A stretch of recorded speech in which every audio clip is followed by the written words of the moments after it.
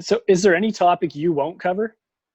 No, I never got that whole thing of like, well, you can't touch on retards. I'm like, I don't know. Isn't that weird? Like now you're separating again. Like I thought it was all about treating everybody the same, and people always do that punch. It's punching down. I'm like, well, maybe you see him as down, but I don't. I just see him as something that exists. Why am I the I don't. bad guy? If you think they're down, that feels way more offensive. Yeah, just because it's in the name doesn't mean they're actually that. Yes, and people get so convenient with it. They're like during Me Too, I heard a lot of female comics saying like, "Oh, all right, look, I get it. Being edgy is one thing, but rape jokes are out of line." I'm like, well, why? Because it affects you. Now I can't because you don't like this thing, and now we just can't touch on it. It's a little entitled and a little narcissistic, if you ask me. And then before this, we could do rape jokes, but now that it's a thing, we can't. Like it's these silly rules, and it's all very convenient for them, and it benefits whatever benefits me is what we're gonna go with. Like, all right, well, I'll just do my own thing over here. Yeah, And absolutely. I mean, I'm not about hurting anybody's feelings or anything. I don't care about that. I don't want to hurt anybody. I'm not a bad guy. I just don't understand these rules we make up because they don't make sense. Sorry. no, it's true. Like, and one thing that was so perfect about your special is just how elegantly you broached each topic, and it's almost too perfect. You can't even get mad at it. It's you're not Thanks. you're not attacking the subject, and you're making it hilarious, whether it's trans I or abortion it. or what. Like it's insane. Like your jokes were just so meticulously written and perfect. I couldn't believe it, to be honest with you.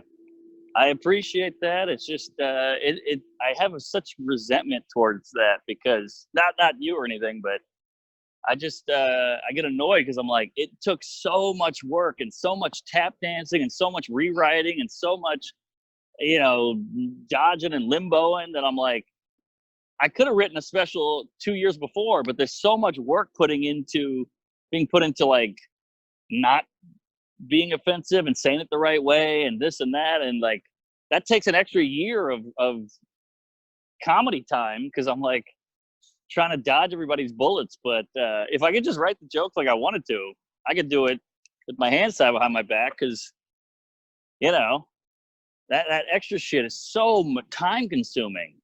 And it takes a lot of trial and error. Oh, now I got to try. Okay, this lady was offended. Let me reword it and blah blah blah. But I guess that's just part of comedy now. Comedy used to be about being funny. Now it's about being funny and slick. Yeah, true. Navigating those rough waters. Yeah. What's a first draft joke look like from you? Oh, it's pretty raw. I mean, it's pretty. It's just basically an idea. I mean, if you look at the last, I don't know, 12 minutes of my special, it's man, it's gonna be tough to be a lady because they have to hide so much shit. And that's just a thought I had, and it just turned into like women shitting and the period and breast milk and babies and all that and like being pregnant, and that all just came from some idea. But that just takes just millions of hours of trying to crack that code and find every angle, and then not just find the angle. Once you find the angle, now it's got to be funny, and now it's got to have a punchline. Now it's got to have a setup, and it's got to be not offensive, and it's got to be understandably like clear to understand. And so it's quite a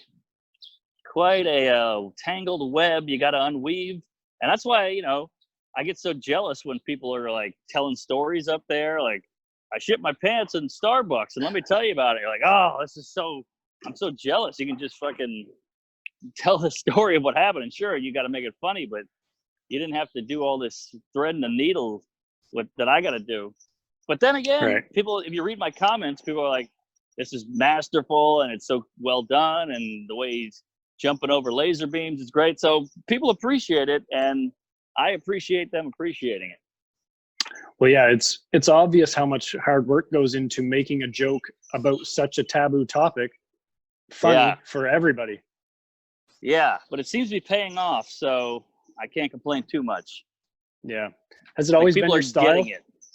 Yeah, always. I mean, it's gotten worse and worse with the covering your tracks because of the times we're living in.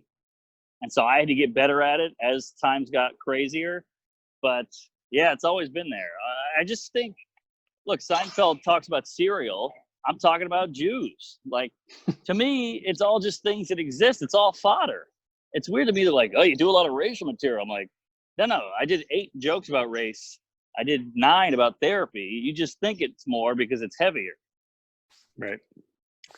Yeah, Sorry, that's very true. No, I love it.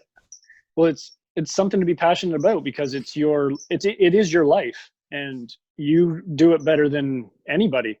I mean, thanks. Louis C.K.'s new special is up there as well, and very good. Unbelievable special. It is unbelievable, and he hits all those topics too, and he does it so perfectly as well. And he's a natural, and he always has been. He's one of the GOATs. But yeah, of course.